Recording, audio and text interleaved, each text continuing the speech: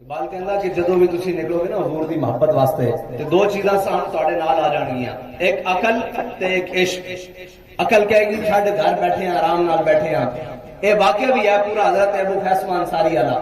حضور مقام تبوک دی طرف جدوں تشریف لے گئے نا تے حضرت ابو خیثمہ انصاری پیچھے رہ گئے، اور اے جدوں گھر آئے تے انہوں نے دیکھیا گھر وچ پانی دا چھڑکاؤ ہے، ٹھنڈا پانی موجود ہے، اور جناب کھانا لگیا ہویا، گھر والیاں نے سارا کچھ تیار کر کے رکھیا ہویا۔ تے جدوں آپ کھانا کھان لگے نا، تازیاں روٹیاں سامنے پیاں تے کھانا کھان لگے تے خیال آیا حضور تا مقام تبوک کی طرف تپتے صحراواں وچوں گزر کے جا رہے ہوں گے، تو آپ نے اسی طرح کھانا بندیا اور اپنے موڈے تے لٹکایا اور چل پے حضور دے پیچھے۔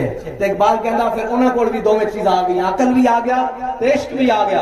اقبال کہندا جدوں عقل آئی تے وہ کہن لگی چھڈ حضور نہ اتنا بڑا لشکر جا رہا، تو نہ بھی گیا تا خیر ہے۔ عشق آدھا ادھر چلی، عقل بہیلا می برد، عقل آ کے رہن دے پیچھے ہٹ، عشق برد کشاں کشاں، عشق پیچھے دھکا لاوے، چلو تھے چلیے جتے حضور جا رہے ہیں، چلو تھے چلیے جتے حضور جا رہے ہیں، چلو تھے چلیے جتے حضور جا رہے ہیں۔ اسی طرح اسی واقعے دے اندر حضرت ابو ذر غفاری دا اونٹ زخمی ہو گیا۔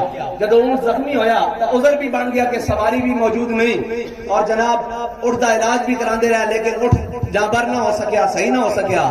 حضرت ابو ذر غفاری نے نا اس طرح اپنا سامان بندیا تے سر تے رکھیا تے حضور دی طرف چل پے صحرا دے وچ۔ تے میرے آقا مولا صلی اللہ علیہ وسلم صحابہ نے عرض کی تھی یا رسول اللہ دوروں ایک سایہ نظر آ رہا، آپ نے فرمایا وہ سایہ نہیں، وہ ابو ذر آ رہا۔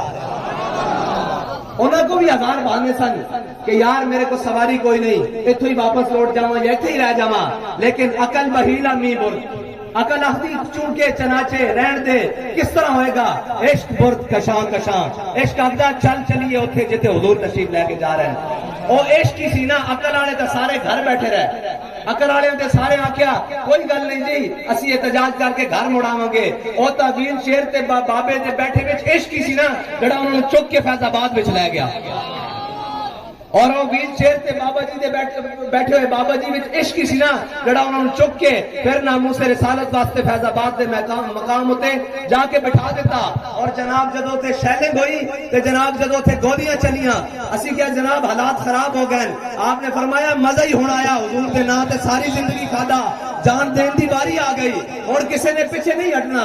تے پھر اساں دیکھیا کہ جان بھی دیتی اور حضور دے نا تے دیتی، اور جانا چلیاں بھی گئیاں، لیکن اے آکھیا مارو مارو مار بکاؤ، تے میرا عشق نشے وچ آیا۔ جس طرح مشکلیں ودیاں اس طرح عشق زیادہ دلیر ہو کے سامنے آندا رہا۔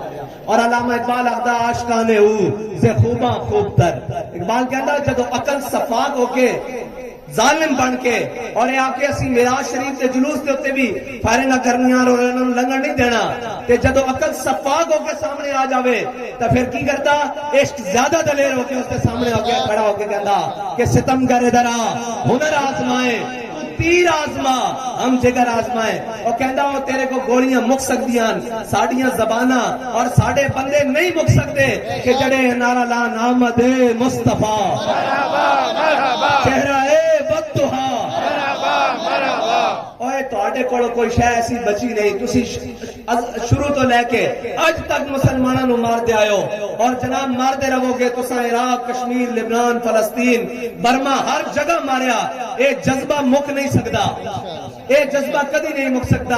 اقبال کہندا یہ فاقہ کش جو موت سے ڈرتا نہیں ذرا، اقبال کہندا یہ موت کو نہیں ڈردے، اگر موت کو ڈردے ہوندے تو اسی پھر اتنے آگے کھڑے ہوندے، تسی پھر آگے سامنے بیٹھے ہوندے، وہی گلاں ہو رہی ہوندیاں۔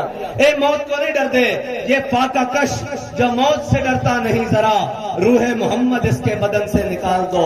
اے تہاڈی کوشش کدی کامیاب نہیں ہو سکتی کہ حضور دے غلاماں دے دلاں وچوں حضور دی محبت کڈی جا سکے، اے نہیں ہو سکتی۔ اے تا زیادہ دلیر ہو کے پھر میدان وچ کھڑے ہون گے اور پھر یہ کہیں گے کہ لبے بام بھی پکارا سرے دار بھی صدا دی، لبے بام بھی پکارا سرے دار بھی صدا دی، میں کہاں کہاں پہنچا تیری دید کی لگن میں۔ اور یہ خالی یہ نہیں ہے، ایک شروع تے واقعاتاً میدان احد جدو صحابہ واپس آئے جدو تے کسی نے آ کے حضور نے اطلاع دیتی یا رسول اللہ اور لشکر کفار دوبارہ ارادہ رکھتا غلط ارادہ رکھتا کہ مدینہ پاک تے چڑھائی کریے تے حضور نے حضرت بلال کو آواز دیتی کہ بلال اذان دیو. جدو حضرت بلال نے اذان دیتی تے سارے صحابہ پھر جمع ہو گئے. پھر صحابہ جمع کس حال جو ہے ذرا سنو. ایک ایک صحابی نو 70 زخم لگے ہوئے ہیں. اور زخم کس چیز دے لگے ہوئے ہیں؟ تلوار تیر تے نیزیاں دے. اور خون بہ رہا, پڈلیاں ٹوٹیاں ہوئی ہیں, بازو ٹوٹے ہوئے ہیں, اور کسے دے شانے نہ بازو موجود ہی نہیں, اور جناب زخمہ دے نال چورن.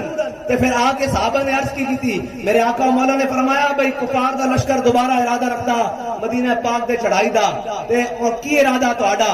تے صحابہ نے عرض کی تھی لبیک یا رسول اللہ, یا رسول اللہ اسی حاضر ہاں, تسی حکم دیو اسی گھوڑے سمندر پا دیں گے. سل حبال من شیتا, وقتا حبال من شیتا, سالب من شیتا, آدھے من شیتا, خود من اموالنا ما شیتا, وعدنا ما شیتا. یا رسول اللہ او تے کھڑیا, تسی حکم دیو اسی گھوڑے سمندر پا دیں گے, تسی حکم دیو اسی کیسر و کسر نہ جنگ چھیڑ کے رکھ دیں گے.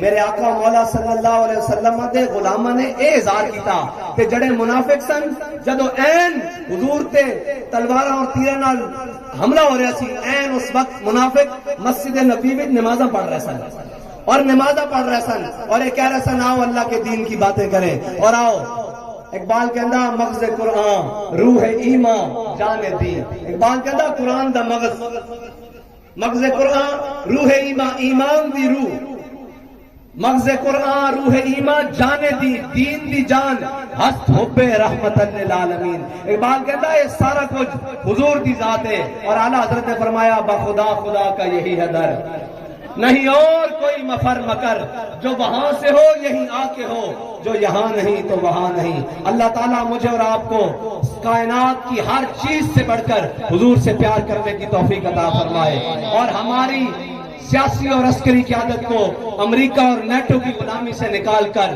اور ہمارے تمام ذمہ داران کو امریکہ اور نیٹو کی غلامی سے نکال کر اپنے حبیب کی غلامی عطا فرمائے. وآخر دعوانا الحمدللہ.